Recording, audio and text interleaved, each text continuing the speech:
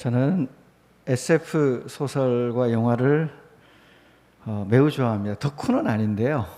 매니아 수준은 되지 않겠나 싶습니다. 제가 제일 좋아했던 SF물은 역시 스타워즈 시리즈였습니다. 세상에 이렇게 재미있는 영화가 있을까? 정말 재밌더라고요. 개봉하던 당시에 미국 분들도 이게 시리즈가 나올 때마다 극장 앞에 긴 줄을 서서 막 암표 사가지고 보았다는 이야기가 왜 그러는지 정말 이해가 될 정도입니다. 스토리에도 빨려들지만 거기에 나오는 등장인물들도 되게 매력적입니다. R2-D2 로봇, 조그만 로봇 기억나시잖아요. 그 조그만 로봇과 친구인 3PO도 있고요. 또 이렇게 동물 울음소리 같은 하는 소리로 희한하게 주인공과 대화하는 추바카도 나오고, 또 아름다운 레아 공주도 나오고요. 아마 청소년기 잘하는 어린아이들, 특히 남자애들 같은 경우는 꿈을 꾸던 걸 텐데 광선검이 있습니다. 꿈에서 광선검을 가지고 놀았는데 아침에 눈을 떴을 때 자기 손에 광선검이 없다는 사실에 절망하던 그런 시절도 있었을 거예요. 그래도 가장 카리스마 넘치던 존재는 다스베이더 같아요. 검은 헬멧을 쓰고 그 슉슉하는 새소리 내면서 다른 색깔의 광선검을 휘두르던 특이한 제다이들이 나옵니다. 이 영화가 이제 시작할 때 자막이 이렇게 우주로 쭉 올라가면서 펼쳐지는 자막이 있습니다. A long, long time ago in a galaxy far, far away 해가지고 아주 옛날 옛적 저 먼 은하에 이런 일이 있었다 이렇게 쭉 올라가는 이 영화의 이 장면이 아주 굉장히 유명한 게 됐죠. 수많은 프로그램들에서 이걸 흉내도 내면서 했던 기억이 납니다. 영화를 보는 내내요. 영화 내용도 굉장히 재밌는데 뭐가 궁금하냐면 옛날에 은하에 도대체 무슨 일이 있었길래 지금 이 일이 벌어지고 있는지가 굉장히 계속 궁금해져요. 이런 궁금증을 계속 한껏 부풀려 놓은 다음에 한참 시간이 난 뒤에 그 이전 이야기를 들려주는 속편이 시작입니다. 영화가 만들어지기는 뒤에 만들어지는데 영화의 내용은 그 이전 이야기를 들려주죠. 이런 거를 우리는 프리퀄이라고 부릅니다. 먼저 나온 것들을 보여주는 속편이라는 뜻이죠. 영화에 이런 프리퀄이 종종 나옵니다. 스타워즈가 4편부터 시작하죠. 4, 5, 6이 시작되고 1, 2, 3, 7, 8, 9 이렇게 펼쳐지는 것처럼 우리가 성경을 읽을 때도 예수님을 먼저 보게 되지만 예수님을 이해하려고 들면 예수님 이전에 무슨 일이 있었는지 계속 프리퀄을 만들어 가듯 과거로 접근해 들어가야 됩니다. 예수님 당시 사람들은요, 예수님을 메시아인 줄 알고 열렬히 추정하며 따랐습니다. 예수님이 기적도 일으키시고 병도 낫게 하시고 오병이어 여러 가지 먹을 것도 챙겨주시고 다양한 활동들을 하시니까 이분이 메시아인 줄 알고 따라다녔어요. 근데 그렇게 자기가 좋아서 열렬히 추종하며 따라다녔던 예수가 십자가를 향하여 가고 결국은 십자가에 매달리는 것을 보고 충격에 빠집니다. 제자들이 제일 큰 충격에 빠졌을 겁니다. 예수님이 메시아인 줄 알았는데 하나님의 아들이라고까지 고백을 했는데 십자가에 매달려 죽다니 이게 무슨 일일까? 이거 어떻게 해소해야 되나? 예수님 메시아가 아니었던 게 맞는 건가?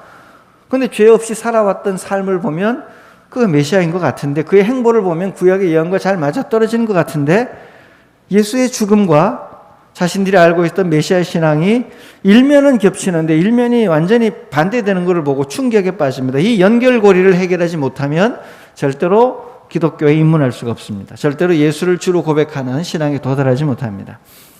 이 연결고리의 모순을 해결하지 못한 게 두 종교가 있습니다. 유대교하고 이슬람교예요. 유대교는 예수를 유대신앙의 반역자로 처음에는 생각을 했죠. 이단자, 나사렛 괴수 이단아라고 생각을 했다가 좀 시간이 지나고는 유대인도 예수도 훌륭한 유대인이었다라고 생각하고 유대인의 문학의 한 작품으로, 그래서 유대인들의 히브리 대학 같은 데서는요, 이 신약 성경을 배우긴 배우고 가르치긴 가르치는데 종교 문헌의 하나로 가르칩니다. 기독교의 종교 문헌. 우리처럼 구약 신약이라고 이런 용어를 아예 쓰질 않거든요. 그냥 위대한 유대인의 한 명으로 생각을 할 수 있습니다. 이슬람은 좀 복잡해요. 이슬람이 기독교보다 늦게 나왔잖아요. 유대교랑 우리는 구약을 공유하지만 이슬람과는 구약과 신약 전부를 다 공유하는 사이입니다. 근데 이슬람에서는 예수를 선지자로는 봐요. 위대한 선지자로는 보지만 십자가 죽음을 해결할 수, 이건 신성모독이다. 신이 죽었다는 말이 되느냐? 예언자가 죽는 게 말이 되느냐? 안 된다. 그래서 예수는 죽지 않았다고 대부분이 믿습니다. 아니면 예수가 죽을 때쯤 다른 사람이 예수 대신에 죽었다 이렇게 믿기도 하고요. 아니면은 마지막 순간에 예수는 온전하게 엘리야처럼 하늘로 휴거를 했다, 승천했다 이렇게 믿기도 한다는 겁니다. 십자가를 해결하지 못하는 거죠. 그러나 기독교에서 가장 중요한 것은 예수가 메시아이면서 하나님의 아들이면서 십자가에 매달려 죽었다는 거예요. 이 모순인데 이거를 우리는 믿는 겁니다. 유대교와 이슬람이 이렇게 십자가를 이해하지 못하는 이유는, 메시아와 십자가의 죽음을 연결하지 못하는 이유는 구약 성경에 대한 몰 이해 때문입니다. 구약 성경에 나오는 메시아가 시편 2편 7절처럼 이렇게 힘을 가지고 세상을 막 지배하고 다스리는 것만 있는 걸로 알고 있는데, 성경에 나오는 메시아 사상에는 그렇게 힘을 가진 존재가 해야 될 선결 과제처럼 해야 될 또 하나의 메시아적 사명이 있습니다. 그게 바로 오늘 우리가 읽었던 이사야 53장 4절 5절의 말씀입니다. 이 말씀을 한 번만 더 다시 읽겠습니다. 그는 실로 우리의 질고를 지고 우리의 슬픔을 당하였거늘 우리는 생각하기를 그는 징벌을 받아 하나님께 맞으며 고난을 당한다 하였노라. 그가 찔림은 우리의 허물 때문이요 그가 상함은 우리의 죄악 때문이라. 그가 징계를 받음으로 우리는 평화를 누리고 그가 채찍에 맞음으로 우리는 나음을 입었도다. 이 본문은 이제 예수님이 같이 이 세상을 구원하는 훌륭한 고난받는 종의 사명을 감당하는 메시아의 노래예요. 그리고 이 고난받는 종의 역할에 이스라엘 민족도 나중에 함께 끼어들어가며 이스라엘 민족 전체가 이런 사명을 부여받았다라고 고백하는 단계까지 나가는 메시아 예언의 본문입니다. 메시아 예언의 본문, 메시아 추종자, 메시아를 신앙하는 분들의 삶의 내용을 설명하는 구절이거든요. 구약에는 힘을 가지고 세상을 지배하는 메시아이면서 동시에 그 메시아가 먼저 해야 될 중요한 일이 뭔가 하면, 힘을 과시하기 전에 그가 정말로 사람들을 사랑한다는 것을, 자기 희생의 사랑을 먼저 보여주는 과제예요. 자기 희생의 사랑을 보여준 그 사랑의 화신이 나중에 충분히 완벽하게 사랑한 후에 나중에 역사를 심판하러 갈 때 정당성이 생기지 않겠습니까?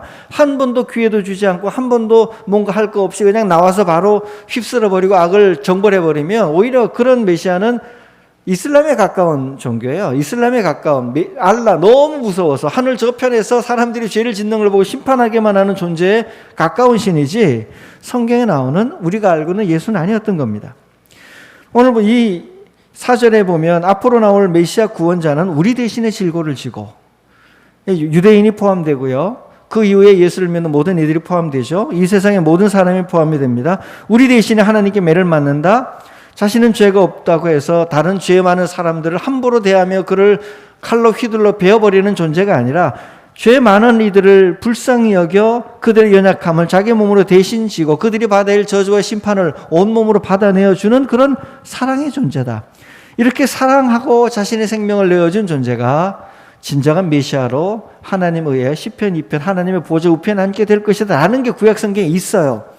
있는데 사람들의 눈에는 뭐가 안 보이느냐 하면 이사야 53장이 안 보이는 겁니다. 보고 싶지 않아요.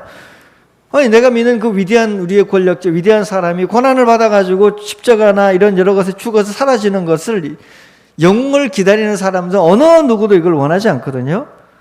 원하지 않으면 안 보입니다.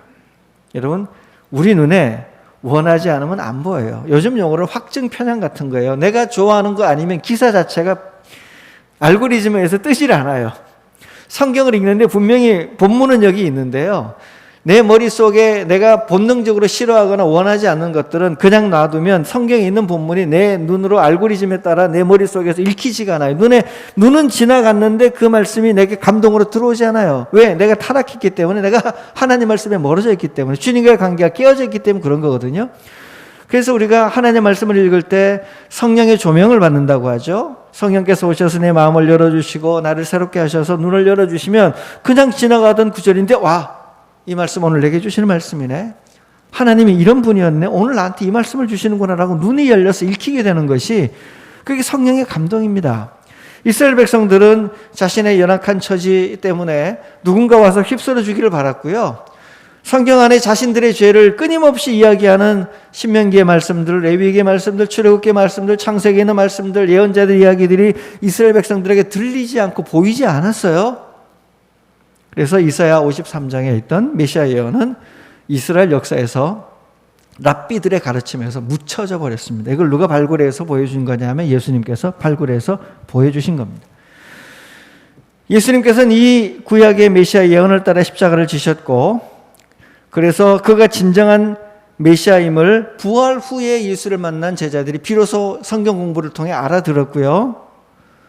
그런 다음에 제자들의 초창기 설교가 그런 설교였습니다. 지난주 읽었던 사도행전 2장 본문에 보면 베드로 사도가 외칩니다. 너희가 십자가에 못 박은 이 예수를 하나님이 주, 그리스도, 메시아라는 뜻입니다. 주와 그리스도가 되게 하셨느니라. 이게 그 말이에요. 너희가 십자가에 못 박은 이 예수가 나중에 재림하여 다시 와서 세상을 심판할 시편 2편의 메시아 맞는데, 십자가에 죽은 이유는 이사야 53장에 나오는 하나님의 사랑을 극도로 보여주는 하나님의 화신이기 때문에, 하나님의 아들이기 때문에 그렇다는 거예요. 그래서 이제 십자가는요, 메시아에게 연약함의 상징이 아니라는 겁니다.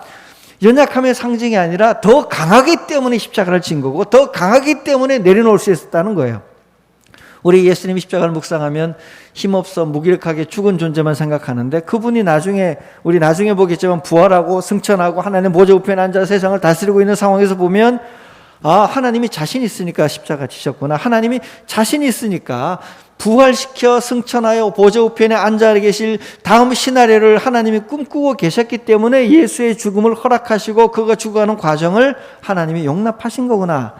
더 강하기 때문에 연약함을 취할 수 있도록 하셨구나라는 것을 알게 됩니다. 그러니까 여러분, 십자가는 단지 연약함의 상징이 아니라요, 세상이 상상할 수 없을 정도로 강한 분만이 십자가를 질 수 있습니다.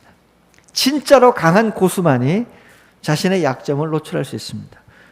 연약한 사람은 겉으로 보기에 칼을 빼어서 자기가 약하지 않다는 걸 과시하게 되지만, 정말로 강한 사람은 자신의 가장 급소일지라도 내어주며 상대방의 공격이 들어오기를 기다릴 수 있는 존재가 됩니다. 하나님이 그렇게 우리에게 십자가를 주신 거죠. 자, 그런 의미에서 예수님은 성경에 예언된 진정한 메시아였다는 것이 말씀의 흐름을 통해서 밝혀지는 거예요. 이것이 이제 십자가 처형을 두고 알아야 될 예수님의 첫 번째 속편이죠. 프리퀄이 됩니다. 자, 아직도 남아 있습니다. 근데 이제 고민이 있어요. 메시아가 십자가에서 연약한 것처럼 보이게 죽는 거는 이해를 해요. 근데 오늘 이사야 본문을 보면 그렇게 연약하게 죽는 게, 고난을 받는 게 자기 때문이 아니라 다른 이들을 위한 고난이라는 거예요. 이 사람이 죽는 게, 이 존재가 죽는 게 왜 남들의 고난을 자기가 대신해서 지고 죽을 수 있는 건지. 한 사람이 죽으면 그냥 죽는 거고, 억울하게 죽으면 억울하면 죽는 건데, 이 메시아의 사명, 메시아의 죽음에 다른 이들의 죄, 다른 이들의 잘못을 함께 덮어 써서 함께 껴안고 죽을 수 있는 권리는, 그런 이야기는, 스토리는 어디서 만들어진 건가? 이사야 53장을 읽으면 이 고민이 떠오르게 되어 있습니다. 그래서 다시 두 번째 속편이 나와야 되는데, 두 번째 프리퀄이 나와야 되는데, 그게 구약의 제사제도입니다. 메시아의 소명을 이해하려면 구약의 제사제도를 이해해야 우리가 그래도 십자가를 조금 더 온전히 이해할 수 있습니다. 여러분, 제사제도 기억나시죠? 저도 예전에 어느 교회가 어디 여름 수련회를 태안인가 이쪽으로 가서 중고등부 학생들대로 여름 수련을 했는데, 성경 공부를 시킨다고 진짜로 동물을 잡아가지고 모닥불에서 아이들 둘러서 있는 채로 동물을 진짜 잡아서 피를 내가지고 그 구약의 제사제도를 재현한 게 있어서, 그 영상인가가 사진인가가 퍼져가지고 뉴스에 나와서 그냥 난리가 났었거든. 동물학대, 이런 잔인한 사람들. 제가 그거 보면서 현대인의 감성을 너무도 모른다. 요즘 사람들이 지나가다가 하나 잘못해도 동물 학대가 바로 문제가 생기는 시대인데, 그걸 그렇게 했을까 참 많이 아쉽더라고요. 물론 저 같은 세대는 어릴 때, 시골에서 자랄 때 동물 잡는 거 많이 봤습니다. 그러니까 소는 불법이어서 못 잡게 돼 있잖아요. 도축을 아무것도 못 하게 되니까 소는 못 봤고요. 소도 보기는 봤습니다. 소가 병들어 죽으면 죽었다고 신고를 하고 무덤에서 다시 파가지고 소고기를 동네 사람들이 귀하니까 나눠 먹던 기억은 아직 나요. 그런 일이 옛날에 많이 있었으니까. 돼지 잡았습니다. 돼지 잡는 것도 보고 아우 그 장면 너무 잔인해요. 뭐 개 잡는 것도 봤고 돼지 잡고 나면 그 나온 오줌볼을 던져주면 우리 거기에 물 채워가지고 축구하던 기억도 나요. 그렇게 이제 뭐 집에서 고이 키우던 닭 잡는 거야 뭐 한두 번도 아니고 귀한 손님 오면 언제든지 닭들은 자기 순서가 다가오나 고민하며 철모르게 뛰어놀고 있었지만 제일 토실토실한 놈이 잡혔죠. 그런 걸 보고 난 우리들은 그나마 이해라기보다 그나마 좀 감각을 견딜 수 있어요. 그러나 현대인들에게 이 제사제도 이건 정말 잔인하게 짝이 없는 제도 같이 보입니다. 근데 그걸 현장에서 재현했으면 얼마나 아이들은 충격을 받았을까. 이거 정말 폭력적인 거였거든요. 자, 근데 우리 제사제도가 정말 잔인하게만 했을까? 구약의 제사제도의 핵심은 그런 단순히 그냥 동물 학대다, 잔인하다라는 현대인의 감각으로 함부로 비판하고 취급해볼 만한 것은 아닙니다. 자세히 따져볼까요? 여러분, 제사는 성경에만 나오는 게 아닙니다. 대부분의 문명에서 대부분 제사라는 유사한 형태의 모든 제도를 가지고 있었습니다. 우리나라에서는 제사하면 조상제사만 생각나요. 뭐 어동육서 해가지고 물고기는 동쪽에, 뭐 고기는 서쪽에, 뭐 제사상에 놔야 된다 이런 것만 아는데요. 여기에서 제사는 조상제사도 있지만 하늘에 드리는 제사, 보통 왕이 드렸죠. 하늘에 드리는 제사가 본질이었습니다. 한 국가에 극심한 가뭄이나 홍수가 나서 자연재해로 또는 냉해를 입어가지고 문제가 생겨서 백성들이 도탄에 빠졌을 때, 전염병이 돌 때 왕들은 당연히 하늘에 제사를 지내야 됐어요. 그때 동물들을 잡아서 하늘에 바치면서 우리가 잘못한 게 있으면 천지신명이시여 우리를 용서해 주십시오 말을 해야 됐어요. 중국의 천단에 가보면요, 중국의 천단은 하늘의 천재가 제사 지내던 곳이거든요. 거기에 소를 잡던 장면 그대로 잘 보존되어 있어요. 중국의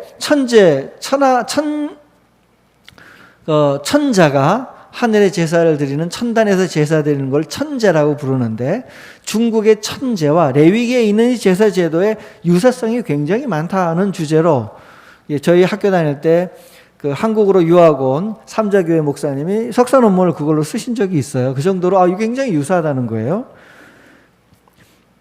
다른 동물의 생명을 희생함으로 자기들의 잘못을 용서해 주거나 때로는 우리 좀 잘 봐주십시오, 우리가 좀 부국강병하게 해주십시오라고 신을 달래는 용도로 제사를 많이 활용하였습니다. 그러니까 이런 걸 놓고 이제 과학적 지식이 모자라다고 비웃을 일만은 아닌 게요, 저는 이 고대의 제사 제도가 한편에서는 상당히 경건해 보입니다. 인간이 죄를 짓고 문제가 생겼는데 하늘을 무서워할 줄 안다는 거 아니겠습니까? 현대인들에게 무서운 게 뭐가 있습니까? 주식시장이 붕괴되는 게 무섭겠죠? 그러나 고대인들은 뭐가 잘못되면 하늘에 내가 죄를 짓지 않나? 천지신명 앞에 심지어 정한수를 떠놓고 사는 사람들도 자신의 삶을 내가 뭘 잘못한 게 없나? 정당하고 올바른 방법은 아니었지만 그거 고민하면서 자신의 삶을 돌아볼 수 있었다는 거예요. 지도자조차, 왕인 지도자조차 천재지변이 났을 때 하늘을 무서워하며 자신의 왕권이 백성들의 마음이 바뀌어서 박탈되는 상황이 생길까 봐 두려워할 수 있었다는 거거든요. 현대에 신이 없다고 생각하며 이성적이라고 하는 현대인들이 훨씬 더 어떤 면에서 보면 구약보다 못하는 존재, 옛날 사람들은 이런 점에서 못한 존재가 됩니다. 자기 마음에 양심에 끄리낌이 없고 자기 논리만 정확하면 자기가 판단 기준이니까 아무 문제 없다고 확신하며 사는 거잖아요. 우리는 데카르트 이후에 내가 생각하기 때문에 내가 생각하는 존재로 내가 괜찮다고 하면 다 괜찮다고 생각해요. 그러나 고대인들은 하늘을 보고 두려워할 줄 아는 삼가는 마음이 있었다는 겁니다. 이 신비에 대한. 여러분, 제사를 좀 더 설명하면 제사는 이렇게 진행이 됩니다. 죄 지은 사람이 구약 레위기에 따르면 제물을 가져와요. 가져오면 뭘 가져올까요? 흠없는 거 가져와야 되니까 제일 소중한 거, 가장 아끼는 걸 가져오는 게 원칙입니다. 그리고는 그 제물에게 안수를 합니다. 자기가 직접. 그러면 내 죄가 그 제물에게 건너가는 것처럼 간주가 되고 제물과 내가 하나인 것이 연결된 존재라는 거예요. 하나라고 동일시가 일어납니다. 하나님이 그렇게 봐주시는 거죠. 인간의 죄가 이제 동물에게 전이 된 것처럼 이제 동물이 내가 된 거고요. 미안한 마음을 가지고 이렇게 안수하고 난 다음에 이 주인의 마음은 좀 쉽지 않았을 겁니다.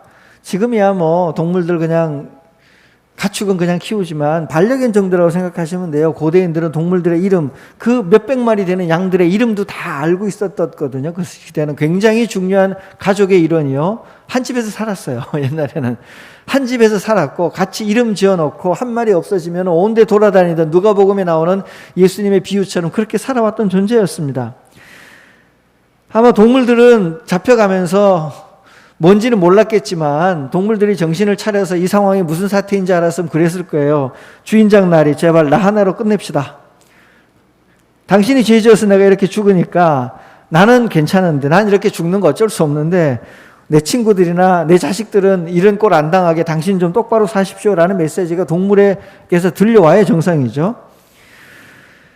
안수한 후에 죄인이 직접 동물의 목을 칼로 쳐서 피를 내고 따야 했습니다. 그러면 제사장이 그 피를 회막문 앞에 가져가서 하나님이 계시는 곳 하나님 앞에 번제물로 피를 뿌렸어요. 냄새나게 사방에 다 뿌렸어요. 제사장은 보조 역할이에요. 이 모든 죄 사함의 주도적인 역할은 누가 하냐면 죄 지은 당사자 본인이 하는 겁니다. 본인이 직접 동물 가져와서 동물의 목을 치고 피를 제사장에게 주면 제사장이 뿌려주고 나면 그 다음에 이 본인이 직접 제물의 가죽을 벗기고 각을 뜬다 그러죠. 하나하나 부위를 해체하면서 시간이 좀 걸려요. 다 해체하면서 다 봅니다.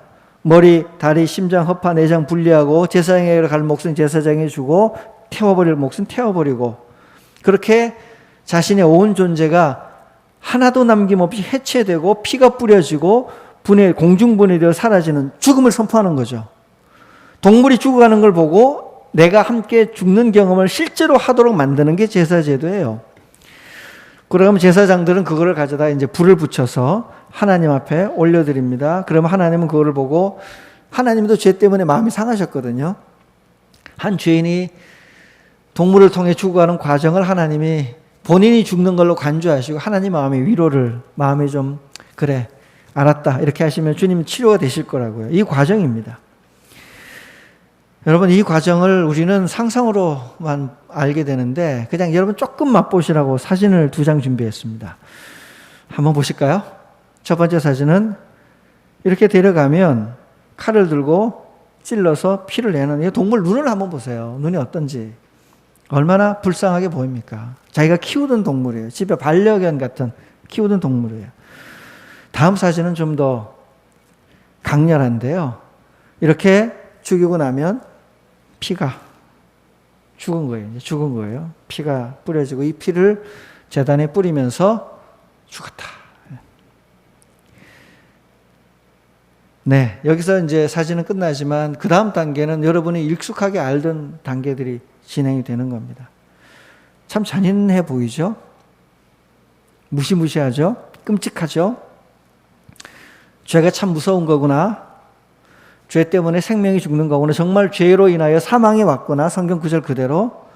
하나님 말씀에 불순종하여 사는 삶에 우리의 이웃이, 내가 이렇게 죽었구나. 우리의 이웃이 이렇게 피 흘리며 각을 떠서 우리의 이웃들, 나도 모르는 이웃들이 죽어 있구나. 근데 이 모든 죄 대신에 불쌍한 동물이 대신 죽었구나. 다신 그러지 말아야지. 잘 살아봐야지. 라는 마음을 가지고 돌아오는 게 제사제도의 본질이었습니다. 그렇게 하나님과 화해가 일어나고 죄가 처리되고 대신 처리되고 사람은 살아남아서 제2의 인생을 출발하게 만드는 거였거든요. 그러니까 우리 제사제도에서 동물을 잡는 것을 잔인하게만 볼 게 아니고요. 그 잔인해 보이는 장면은 우리의 죄, 우리 문명의 죄, 우리 인간의 악을 설명하기 위한 보조장치예요. 그거는 본질을 설명하는 도구예요. 필수적인 도구예요. 그러나 그것 이면에 더 많은 피가 흘려지지 않도록 하는 굉장히 중요한 교육적, 신학적, 영적 의미가 담긴 것이 제사제도였습니다. 여러분 아까 보셨던 사진을 보면서 좀 눈을 찡그리셨을 수 있는데요. 이 사진 하나도 잔인하지 않습니다. 사실 여러분들이 집에서 보는 영화 이거보다 훨씬 잔인합니다. 패션 오브 크라이스트, 사실 이 구약의 제사제도를 예수님에게 인용한 것 같아요. 예수님이 어떻게 피를 흘렸는지를 직접 다 보여준 거니까. 여러분이 신문에 나오는 사건 기사들을 글로 읽어서 그렇지 동영상으로 제대로 클로즈업에 찍어 놓으면 이거보다 훨씬 잔인합니다. 우리가 먹는 닭, 돼지, 소고기 도살되는 장면, 요즘은 집에서 키워서 도살 안 하죠. 다 잡힌 거 오니까 우리가 감각이 없어요. 만약 게임 전쟁할 때도 옛날에는 칼로 막 이렇게 찔러서 피를 보며 전쟁했기 때문에 전쟁의 무시무시함을 온몸으로 알았거든요. 근데 요즘은 버튼 하나 눌러 게임하듯이 전쟁을 하니까 전쟁으로 인하여 얼마나 많은 악이 참혹한 일이 벌어지는지 감각이 없습니다. 우리 문명은 실제로 훨씬 더 잔인한데 잔인하지 않은 것처럼 세련되게 포장을 해놔서 몰라는 것일 뿐이에요. 이게 문제예요. 우리가 진짜 죄를 짓고 나면 이렇게 내가 집에서 키우는 동물을 분해하듯이 괴로워야 되고 아파야 되고 느껴야 되는데 그게 안 된다는 거예요. 동물을 무자비하게 학대하고 잔인하게 죽이는 거는 고대인들보다 우리가 훨씬 더합니다. 고대 제사제도 비난할 것 없습니다. 고대인들은 진짜 아까 말씀드렸지 집에서 재웠어요. 예수님이 말구유에 태어나셨다는 이야기는 같은 방에 사셨다는 이야기예요. 말구유 같은 방에 사시는 것을 가축처럼 대하고 한 집에서 살았고 이름도 적고 그리고 고대인들은 꼭 필요할 때만 동물을 잡았어요. 정말로 생존에 문제가 생겨서 잔치를 해야 되거나 먹어야 될 때만 그리고 그냥 잡는 거 아닙니다. 지금도 몽골 초원에서 양들 잡을 때 아무나 막 함부로 잡지 않습니다. 자기들 때문에 죽어가야 되는 양에게 최소한의 예의를 갖춰서 죽여요. 가장 고통 없는 방식으로 가장 깔끔한 방식으로 어쨌든 죽여요. 유대인의 도살법도 전문적인 도살법도 있잖아요. 예의를 갖춰서 동물의 생명에 존중하며 죽여요. 함부로 죽이지 않아요. 그러나 현대는 정말로 대책 없이 막 죽입니다. 우리가 훨씬 잔인해요. 또 하나 더 생각을 해보면 구약의 제사제도는 개인의 죄만을 용서하고 하는 장치는 아니었거든요. 레위기를 읽어가시다 보면 공동체의 죄를 문제 삼습니다. 특별히 지도자의 죄. 지도자의 죄는 온 회중 전체가 짓는 죄와 똑같아요. 예를 들어 우리나라 대통령이 잘못된 결정을 하여 외국에나 어디에 뭔가 피를 흘렸으면 그를 뽑아준 그를 대통령으로 합법적으로 지지하고 모시고 있는 온 대한민국 모든 존재가 함께 참여한 죄와 죄의 무게가 같다고 봐요. 그게 레위기의 핵심 사상이에요. 그래서 가장 비싼 소를 제물로 바쳐야만 죄가 용서받을 수 있다라고 레위기에 나오거든요. 이런 공동체의 죄의식 현대는 없습니다. 현대 사법제도가 굉장히 깔끔하고 멋있어 보이지만 구약에 나오는 것처럼 지도자의 죄가 얼마나 심각한 것인지 온 회중이 같이 참여하여 함께 주님 앞에 나와서 이것처럼 리얼하게 정말 실감나게 죄가 무엇인지 죄로 인하여 얼마나 많은 죽음과 피가 우리 사회에 뿌려졌는지 이걸 누가 느끼나요? 느끼지 않아요. 현대인들은 느끼지 못합니다.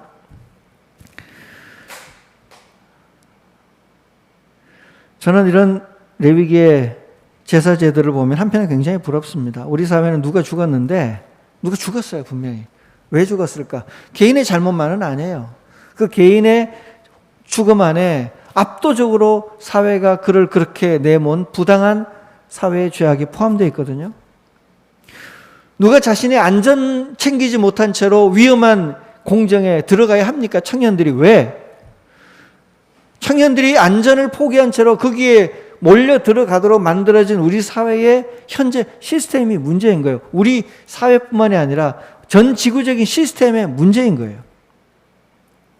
그렇게 죽은 이를 향하여 소수의 몇 사람만 이해 당사자만 괴로워하지 한 사회 전체가 함께 국가적으로 애도한 적이 있습니까? 한 명의 죽음에도 애도하지 않는 건 당연한 거고요. 우리 사회에서 벌어진 엄청난 학살과 같은 엄청난 죽음 앞에 애도한 적이 있습니까? 우리나라 땅에서 벌어진 그 많은 전쟁 앞에 권력이 진짜로 제대로 참여하며 과거사를 정리하고 애도한 적이 있습니까?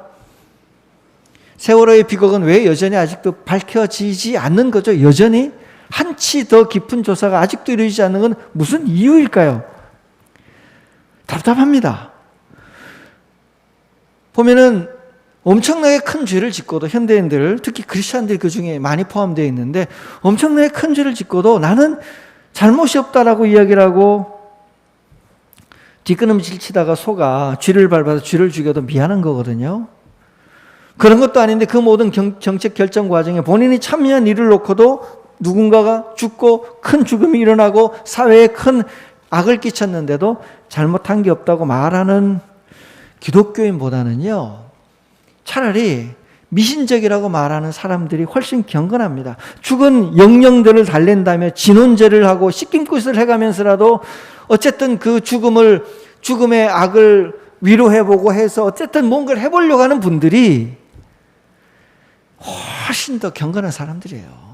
사실은 예수 안 믿는다고 막 무시하고 비꼴 게 아니라 그거라도 하는 분들, 죄를 짓고도 뻔뻔하게 난 잘못 없다고 말하는 사람보다는 교회 다니면서 그러면 그분들이 훨씬 더 경건한 사람들인 겁니다. 구약의 제사 제도에 들어있는 공동체의 죄를 회개하고 돌이키는 이 과정을 한국 사회는 진짜로 되살려서 가져와야 됩니다. 진짜로 되살려서 가져와야 됩니다. 죄를 인식하지 못하고 우리의 죄가 어떤 악을, 어떤 문제를 일으켰는지도 인식하지 못하고 그걸 인식하지 못하니 새 출발도 불가능하고 새 출발이 안 되니 사회는 점점 나아지는 것 같고 부는 생산이 되는데 그 속에서 우리를 한 번에 죽일 만큼의 큰 병이, 깊은 병이 들어 언젠가 사회가 한 번에 꼬꾸라질 수 있는 상황 아니겠습니까? 구약에서 배울 게 많습니다. 고대인들에게서 배울 지혜가 너무도 많습니다. 자, 구약의 제사 제도가 이랬는데요. 예수님에 의해서 이 제사 제도가 변화되었다고, 완성되었다고 성경은 말합니다. 우리 마가복음 10장 45절 오늘 본문 말씀을 한 번 더 같이 읽겠습니다. 인자가 온 것은 섬김을 받으려 함이 아니라 도리어 섬기려 하고 자기 목숨을 많은 사람의 대속물로 주려 함이니라. 대속물, 대신 죄를 속하기 위해 드려지는 제물, 대속 제물로 예수님인 자기의 생명을 십자가에 내놓는 건 메시아의 사명이면서 동시에 구약의 제사 제도를 완성하는 하나님과의 화해로 가는 완성된 결과물이라고 말씀하시는 거예요. 이거를 좀 더 자세하게 설명한 게 오늘 읽었던 히브리서 9장 12절 말씀입니다. 이것도 함께 읽겠습니다. 염소와 송아지의 피로 하지 아니하고 오직 자기의 피로 영원한 속죄를 이루사 단번에 성소에 들어가셨느니라. 제사 때마다 염소 잡고 소 잡고 송아지 잡고 양 잡고 해야 했던 구약의 끊임없이 반복되던 구약의 제사 제도가 사람들 마음이 너무 완악해서요. 동물 아무리 죽어도 마음에 감동이 없어요. 감동이. 그러자 하나님께서는 구약의 제사 제도를 계승하면서 완벽하게 완성하기 위하여 예수님의 십자가의 죽음을 구약 제사 제도의 대체물이라고, 완성물이라고 하나님이 간주하시고 그걸 그렇게 인정하신 거예요. 예수님이 자신의 피로 완성했다는 것은 하나님이 예수님 십자가의 죽음을 구약의 제사 제도의 완결이라고 하나님이 그를 선언하시고 제사 제도 십자가의 죽음을 하나로 보신 겁니다. 매번 드려진 동물의 희생이 예수님이 한 번에, 그러나 한 번 드려졌지만 영원한 효력을 지속하는, 더 이상 동물로 제사를 드리지 않아도 되는 그런 새로운 세상, 새로운 하나님과의 관계를 여는 기구로 제도를 하나님이 예수님의 죽음과 함께 확립하신 겁니다. 그래서 우리가 주일날 나와서 하나님 앞에 죄를 용서해달라고 말을 할 때 옛날 같으면 진짜 집에서 키우던 동물들 사오거나 가져와가지고 우리가 매일 잡아야 돼요. 매번 잡아야 돼요. 그러나 그거 하지 않는 이유는 예수님, 십자가에 매달린 예수님을 보며 예수님 내가 죽었습니다. 맞습니다. 나 때문에 예수님이 죽었습니다. 나의 죄가 예수님이 대신 짊어지고 간 죄고 내가 죽어야 되는데 예수님 십자가에 매달려서 동물들이 해체되듯이 예수님이 온 몸이 근육이 다 해체되어 돌아가셨습니다. 맞습니다. 라고 고백하는 걸로 대체된 겁니다. 동물의 희생으로 충족되지 못하던 죄 용서가 십자가의 영원한 한 번의 죽음으로 영원히 용서가 가능해지는 길이 열렸다는 것이 성경에 나오는 하나님의 원칙, 하나님의 제도예요. 이 위대한 죄 용서와 화해의 선물인 십자가를 하나님 우리에게 주신 겁니다. 그러니까 예수님의 십자가에는 이 두 번째 프리퀄, 두 번째 제사 제도의 의미가 들어있다는 거죠. 저는 십자가를 묵상하면 하나님이 정말 동물을 사랑하시는구나 이 생각이 듭니다. 원래 성경은요, 동시대 다른 문명에 비해서 훨씬 더 그 인권, 동물의 권리에 뛰어났던 종교입니다. 그 당시 여러분 고대 종교는 다 신을 진짜로 달래려면 사람을 제물로 드렸어요. 기원 후 10세기경에 나오는 문명들, 뭐 잉카 문명, 마야 문명, 테오티후아칸 뭐 이런 데 나오는데 가보시면 거기 전부 인신제사 드렸어요. 아주 끔찍한 인신제사를 엄청나게 많이 드렸어요. 물속에 빠져있는 유골들이 얼마나 많은지 모릅니다. 그 인신제사 끔찍함을 묘사한 영화 중에 아포칼립토라는 영화가 있어요. 그거 보면 너무 잔인한데 실제로 그렇게 잔인하게 죽였을 거예요. 덴마크에서 뭐 최근 뉴스에 다시 나왔는데 덴마크에서 미이라, 아주 온전한 형태의 미이라가 늪에서 발견됐다는데 기원전 한 400년경 되는 것 같아요. 기원전 400년경 되는데 그때도 인신제사를 드렸던 거예요. 그 사람이 먹었던, 남자가 먹었던, 제물로 바쳐진 남자가 먹었던 곡물을 재현해 보니까 너무 영양성분 잘 먹었더라 뭐 이런 연구를 이제 만들어내는데 기원전 400년 전에도 덴마크 같은 곳에 이미 인신제사가 계속되고 있었던 거예요. 근데 구약은 애초 처음부터 가인과 아벨 사건에서부터 그러면 안 된다는 걸 보여주는 거거든요. 구약은 아예 인신제사는 안 된다. 하는 수 없다. 동물제사로 대체한다. 인신제사 안 된다 그랬어요. 그리고 온 세상이 다 동물들 죽여가며 도살장 파티를 열리고 있는데 성경은 2000년 전에 이미 동물제사 이제 그것도 더 이상 안 된다는 거예요. 하나님이. 동물제사 더 이상 안 된다. 여러분 아까 보셨던 사진이 언제 사진인지 아세요? 요즘 세상에 찍히는 사진이에요. 그 사진이 옛날 사진 아니에요. 지금도 여러분 몽골이나 뭐 이슬람권에 가면 여전히 축제 때 동물 잡아요. 똑같이 잡아서 비슷한 일들 많이 하거든요. 얼마 전에 코로나19가 박멸되기를 기원한다고 인도에서 소 잡아서 축제 벌이면서 희생제물 드렸던 기사도 난 적이 있습니다. 현대에도 벌어지는 일인데 성경에서는 2000년 전에 예수님의 십자가, 그 정치적 죽음, 그리고 메시아의 죽음, 하나님의 사랑의 선물인 십자가를 통해 모든 동물제사 완결된 걸로는 할 테니까 더 이상 동물을 죽이지 말라는 하나님의 사랑이, 피조물을 향한 하나님의 사랑이 2000년 전에 펼쳐진 거예요. 얼마나 위대합니까? 그래 동물의 복지, 동물 행복 추구권 가장 최일선에 기독교가 당연히 서 있어야 되는 이야기입니다. 이 가치가. 하나님이 동물들을 그렇게 사랑하고 아낀다는 이야기는 무슨 뜻이냐면 그 동물을 잘 섬기고 책임을 져서 돌보라고 맡긴 인간, 청지기 역할을 해야 될 인간을 얼마나 동시에 사랑한다는 뜻이 되겠습니까? 그 십자가는 정말로 인간과 피조세계 전체를 아끼고 돌보시는 하나님의 사랑, 인간의 죄를 대신하여 십자가에 제사로 제물로 드려진 예수님의 희생, 그리고 예수님의 그 희생을 하나님께서 받으시고 온 세상의 죄를 용서하시기로 한 하나님의 사랑의 결단이 들어있는 제도입니다. 여러분, 우리 오늘 다시 십자가 앞에 서 봅시다. 우리의 예배는 이런 예수님의 십자가를 경험하는 시간입니다. 십자가에 달리신 예수님을 묵상하시면서 아 맞아, 내가 저랬지, 저게 나야, 예수님 내가 못 박혔어요, 내가 내 죄, 내가 속한 우리 공동체의 죄가 예수님을 죽였어요 하며 가슴을 칩시다. 십자가를 다시 바라보며 그렇구나, 예수님의 피가 나를 거꾸로 살리셨구나 감격해하며 하나님께 감사하십시다. 십자가에 달려 자신의 생명을 온전히 내어주신 예수님 안에 나의 죄가 포함되어 용서받았다는 것을 확인하고 죄에서 벗어나 감사를 드리시기를 바랍니다.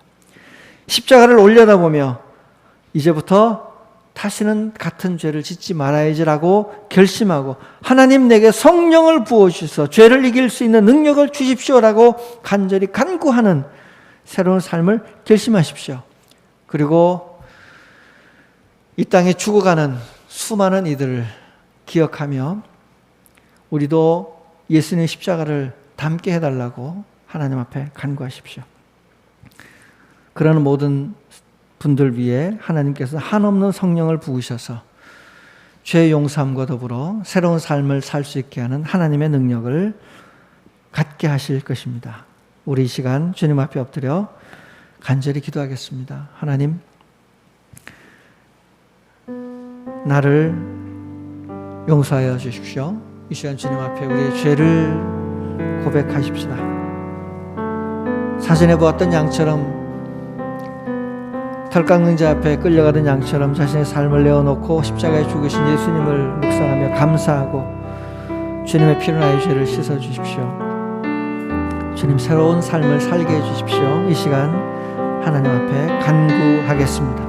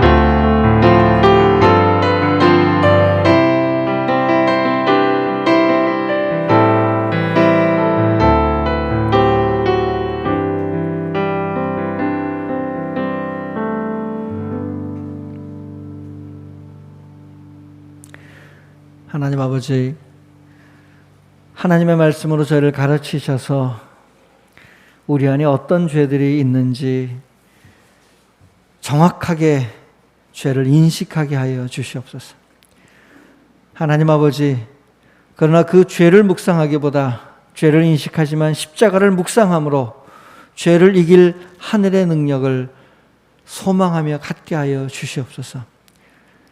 우리를 사랑하여 십자가에서 피 흘리신 예수님의 피를 끊임없이 의지하며 살아가고 주님 앞에서 무한히 새롭게 되는 삶을 하나님 앞에 간절히 간구하오니 이 시간 저에게 성령을 부어주셔서 죄를 이길 능력을 주시고 예수님처럼 죄를 이기며 이 세상에 하나님 나라가 이루어지는 일에 우리의 삶이 쓰임받게 하여 주시옵소서. 예수님 이름으로 기도드립니다. 아멘.